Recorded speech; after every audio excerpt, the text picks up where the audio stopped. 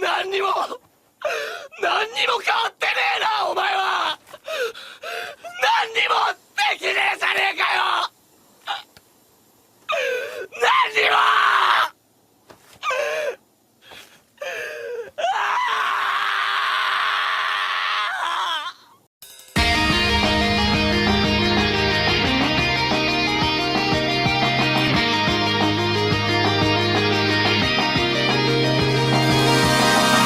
This chapter marks the end of the arc, or at least the invasion of Marley.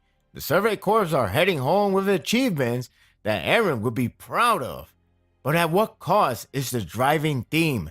Whether the tactic or ploy comes with great benefits or draw the best result than any other, the responsibility lies on Eren's hands, and any price will cost him critically. This was a thrilling conclusion that blurs the thoughts of right and wrong action that no matter what way you believed in the midst of war, there's never the perfect way to escape from tragic outcome. After a series of intense action with brutal fatalities, beatdown, and all-around insanity, it's quite refreshing to sit back as we watch the Survey Corps to rendezvous to the airship. Of course, the last chapter did leave some trail of a possible shocking twist with Gabi aiming to kill, but it was going to accordingly for the most part.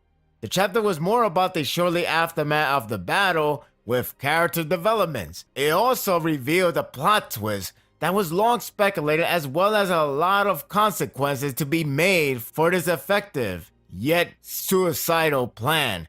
What should have been nice and charming scene is Eren reunited with his best friend Army, but instead it shows the awareness of how far one has changed. It's not that Army decides to hate the guy or anything, because he does give out his hand to grab onto. He will always be his best friend despite of his action, but much like Mikasa's reaction 2 chapters ago, there's a sign of sadness after what happened here. I hope those three have a time to reflect everything after the moment at the beach. What's more fitting to knock some senses or pummel to express their mood on Eren than Levi himself? I thought it was telling how Mikasa actually restrained herself from defending Eren, because she knows very well that this is all Eren's fault. That's how much his action affected them. Not even she can defend it. Levi's quote about him being the best to kick around practically say, he's always the troublemaker that he has to deal with constantly. Something never changes. Eren continues to challenge the fans whether he has any emotional connection with anyone when he doesn't care to be arrested, so long he got his point across. Interesting that he is being under arrest. I wonder how that's going to flow back at Paradise Island. It's a clever way to set up for us to see how the current government system works. Levi can't stand the look on Eren's face like he got his wish. It says something when he's the guy who talked about any road leads to his own consequences. This arc is the first for the original cast of Survey Corps to experience the state of war with the invasion, so it's no wonder the reaction would differ from anyone. Anything else before it was more about defense, and the target was solely on Titans or terrorists. Now the role has switched, and John and others are not comfortable about it. Hearing how they lost 6 lives devastated John, like this is the first time they lost people. The real point of it addresses later on. Floch's reaction is interesting. The thing about his character isn't portrayed to be dislikable by default. He's about the other side of the outlook. While John and other old friends grieve over the losses, Floch look at the battle as a major victory, celebrating with everyone. Interesting to note that majority of them are new recruits. I can't say I dislike the character because it exploits the other view that some could relate as well. It's just how it is. It was charming of Connie to look at the other side of war, survival. They may have to get their hands dirty, but as long as they are alive, that's all should matter. They have been together for so long. It's quite amazing how they managed to live this long with plenty of hellfire they have gone through. It was nice how they reacted like the old times, keeping themselves as humanly as possible. Oh, how I wish this wasn't an ultimate death flag. The cliffhanger from the last chapter suggested that Gabi will cause a plot twist, and although almost everyone board the ship, it's not over. That terrified me. I was hoping to be a bluff, similar to the previous one before that, but it was clear that she was set up to do something unthinkable from Izuyama. I was actually touched by Gabi's harshest words after Falco stopped her. My first impression was her being angry because of the losses, which itself is understandable. However, this chapter gives me a better impression of her character. It's not only she was angry and aimed for vengeance, she was really broken up by the losses of everything. She not only lost her friends and home, she lost her sense of accomplishment. She struggled to make a name for herself and essentially make the audience look good for everyone. She has to put up a tough act and gave all of her efforts to make it this far. This would explain why she was hurt that Falco was trying to steal her position to be the next Armin Titan. She came this far to make everything for the better, only to be destroyed in a single night by Eren. That is hard to argue against, and I did feel bad for her. Despite that moment in which we will definitely get to it, she does fit as the poster child for Marley, as she has the perks to be a warrior. Brainwashed or not, she's designed for retribution. I also feel bad for Falco because he's having a hard time to try to make things right after Reina encouraging or more like pressuring him. After what he believed he found hope is all crushed in that very moment in the basement. He tried to persuade Gabi to stop and adjust her senses to look at both sides of the coin. She tells him if he ever witnesses the war that happened at Paradise Island. And since he didn't, her belief is, if you don't see it happen, it can't be true. It's like how media would manipulate the scene by avoiding the other side that could expose the manner in which could give bad vibe. Gabi is a serious sharpshooter to aim perfectly at the recruit's eye. I know she has great accuracy in the past chapter, so this doesn't surprise me that much. The major issue is she found a way to reach to the airship with the equipment, planning to go out with a bang. In other words, go on a suicide mission. At least she is not a fool to know that she will most likely die with her plan. It's pretty sad that she is willing to die for the sake of vengeance, at a young age no less. Her farewell to Falco is also sad. Knocking says it to him that he must save her. Falco has been a sad case after Reina, far after that is, because of amount of pressure and lessons he has learned. It's ironic that despite Eren betrayed him, he was still moved by his words about equality, which got him looking at a different view. Falco seems to be developing in the path of neutrality, while Gabi is developing to be Eren 2.0. It lies on his shoulder to save her, so he hops along with her to the airship. Although he speaks about the chosen one to inherit armor a Titan, it does speak volumes on their friendship. It was rather delighting. Then we got this scene. The main anticipation is whether Gabi will kill someone we know for a long time. Honestly, if it was just that guy outside, I would have been fine. Sucks for him, but someone has to take the fall. Once she got in, it plays the moment of truth mood, hesitating to read the next page. I was hoping she would either miss or shot another new recruit. It turns out that it's Sasha that got shot. Translation: she is the one to die. It intensified drastically when John was aiming to kill Gabi, all remorse thrown away. It's most likely the fans' reaction as well. It could have been a double kill in two meanings if it wasn't for Falco jumping in. The way how the panel shows what could have gone is scary to think. I don't know if I was glad or not because Gabi has easily made herself into the #1 most hated character. I can't say I hate her honestly, but it really challenged me not to get red hot like John at her action.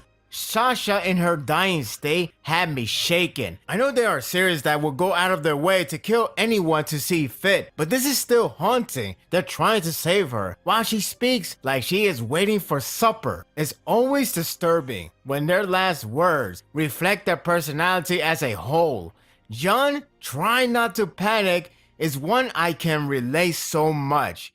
Without going deep, I had that experience recently, and it's the worst feeling I wish to erase. I was even hurt when he starts to feel upset because his reaction towards war is murder and he despises it. Now that he's losing his friend, he can't help but feel tore about it. My god, damn it, Isayama. John didn't give in the thought of tossing the children out, though I could imagine the fans would love Gabi to be tossed out right about now. Frosch does follow orders, so I give him that, but I probably should expect for some second opinion. Speaking of her, she was losing her mind. Clearly she's hitting rock bottom. That's more reason to kill her off, huh? Lucky for her, I think, John is going to give those two to meet with their commander, and this is where we got one of the biggest revelations. I remember how everyone theorized that the person who set a trap for Piek and Porco was Connie, due to how Piek is familiar with the person. Isayama fooled us first of all with the fact the person wasn't a guy at all. The beard was a fake. So, who is the person then? It's technically a new character named Yelena. I probably pronounced it wrong, but feel free to correct me. Who Piek is familiar with 3 years ago. You may be thinking, well, that was cheap. It's a new character, sure, but what's the point of secrecy? The main point is to tie in to the whole mission because it was planned. By who? Zeke. She is a devoted of his, and if he is the one behind it, she will work as ordered. It's amazing how the fans' theory has struck home run once again. He was being suspicious throughout the arc, so it's not so surprising. However, we are in for many explanations behind his motive, let alone why start working together with the Survey Corps. How did they come to this agreement in the first place? We last saw them fighting off in a death match in the last arc. What the hell do we miss? It's like we skip an arc of them making amend and become best of friends. The worst part is how Gabi and Falco felt like they are going to get some justice for their fallen ones, including Zeke. Now that they see him in the area, not as captain no less, they feel like they have reacted to his loss for nothing.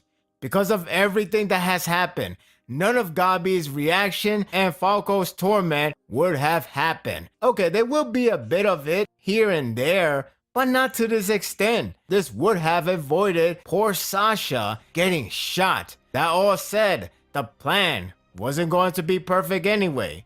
But one person is to blame for improvising.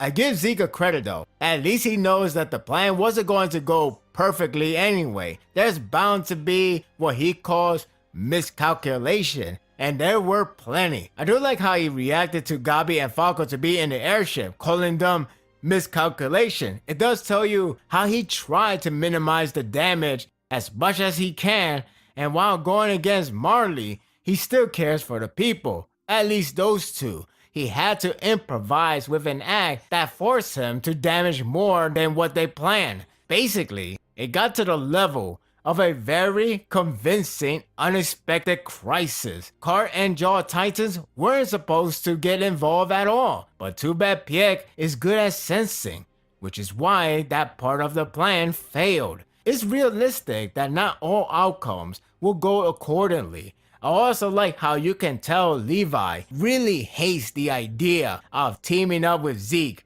the man who killed Erwin. It explains how he was frustrated when Zeke gave him the signal to kill him. Levi's word always come off with a badass aura, desperate to kill his favorite one day. I look forward to season 3 with him in the spotlight. Despite all the hiccups in the plan, the major issue is Eren. Because of his suicidal plan, it is highly suggested that he is the root of the plan, as he had hit himself to be bait, forcing the Survey Corps to react and go with the flow. He practically told them to follow his strategy or risk losing the founding titan to the enemy. That's rather foul move to leave them no second thoughts. Because of him, they went in there with a huge risk. It's very telling how many of his comrades is losing any trust or love for him. Usually they are annoyed but understanding and willing to help him out for the good cause. Now he is faced with everyone who is not only heartbroken like his close one, but slowly hated. Haji said it best. You trusted us, and we lose all trust in you. Zeke does have a point, but the outcome does favor to Eren's strategy. They did gain the Warhammer Titan and weaken Marley along with it, but the casualty on the innocent lives is severely high. It reminds me of the manga series Kingdom, where they actually have a strategy that is brutal and cruel, but it works. On the other hand, the other side does not like it at all. So this is the same thing.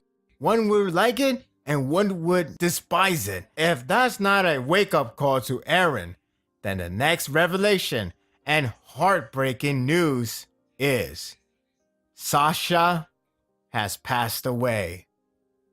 This felt like a fanfiction who decided to carry out Isayama's old plan to kill her off earlier. At least that's what I heard. Sadly, this is the official print.